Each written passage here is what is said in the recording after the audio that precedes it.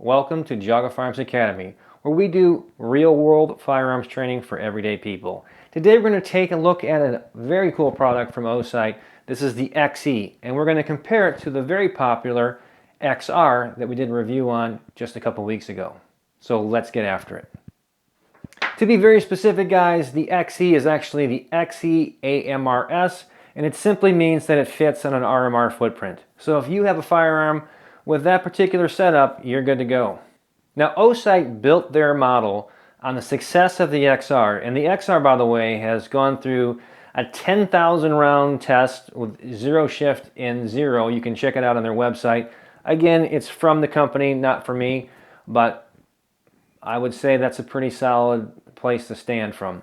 That said, for people who like the success of that XR model, but don't need every feature and can save a little cash, this is why they made the XE.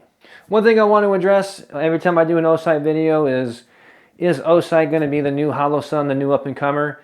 It appears that way. The only metrics that we have to be able to put onto that is time, so that's nothing that we can speed up. I can tell you from my personal experience of using their products, it's pretty solid, but again, only time will tell. If we find out a year from now that they all fail, well, that's not going to be good. If it turns out that they're rugged as they say they are and there's no issues with them, they do offer an incredible value. We'll show you some close-ups here, but I literally have to look at them because from profile image and just looking at them, they look almost identical. The only real giveaway is that the XR is a rechargeable deal, so it's going to have a little magnetic cover top that you can put your cover on, which is a very cool feature, but that is not the case with the new XE. And again, pretty much the main thing that they have taken away from this product in order to give you a little bit of a savings for it. So if you're just a super fan of the magnetic charging deal, then the XR is for you and you can go on to another video.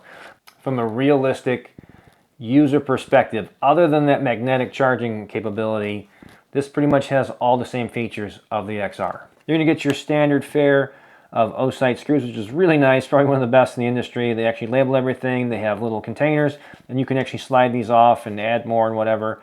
So that's really a nice feature that comes with every that comes with the XE. Yeah, they give you the standard now the Osight tool, which has the Allen key on one side and the little screwdriver on the other. Nice to have around for the range bag. It does have 5 reticles, so you can mix and match however you want. Small dot only, small dot with the circle, large dot with the circle, or circle only. So you can see on the very top here, this is the charging port, which you're not going to have on the new XE. The XE is a battery door setup. And what's cool about that is it's a side door, so we'll take a look at this here. Here it's got the little side door, and of course you can use your tool for the little flathead screwdriver, pop that out, and you have access to your 1632 battery. In regards to the plates, this is an RMR footprint, as I said earlier, so if you already have an RMR set up on your pistol, you don't need anything. You can just attach it directly to the actual firearm itself. But anything that will take an RMR plate will handle this guy. This is most likely going to be your kind of Glock 17, Glock 19. If you're going to be carrying the gun, clearly a 19 size is the most common, and you can go directly to your firearm or anything with an RMR footprint of that size. And if you are putting this on some type of carry gun, in my years of law enforcement and as a person who carries every day myself and as a firearms instructor, I see a lot of mistakes. So we put together the 7 most common mistakes that concealed carriers make to get them hurt. It's a free guide, the link down below, check it out, may help you out. Back to the review. One thing that I would say I'm impressed with is the weight of this, and not because it's light, because it's heavy. And I know that can be a false sense of quality. Again, with a 10,000 round test on the XR and my previous experience combined, I can confidently say I haven't had any issues with them, but I can tell you that they feel very robust. It is 775 aluminum, so it's very strong, and it feels like a high quality. If you took Osight off of this and put any other brand down here, I wouldn't know the difference or anyone else. It feels like a very quality product. One thing I can tell you about the form factor here is that this has the same factor as the XR, where the actual body is kind of moved forward a bit on the base. And if I turn it this way, you're going to notice that the lens is set back and that the outer housing extends way past it. So if you use this to rack the slide or you smash it against something, the housing is going to take the impact, not the front of the lens. One other point I want to make about the battery itself, and the one thing that I said was kind of a drawback with the XR, was that as a rechargeable unit, it's basically a sealed unit.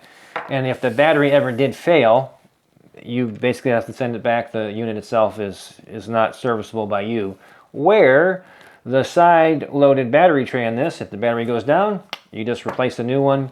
Again, with battery lives, I know that all the manufacturers are coming up with all these numbers. It's based on how bright you actually use it, how often it's on, whether it's shake awake, all these different factors go into that. But what I can tell you is, with every quality optic that I've ever used in the last couple of years, if you replace the battery once a year, you should never have a problem ever using this optic, and the battery is the fail point, unless, of course, the battery itself fails.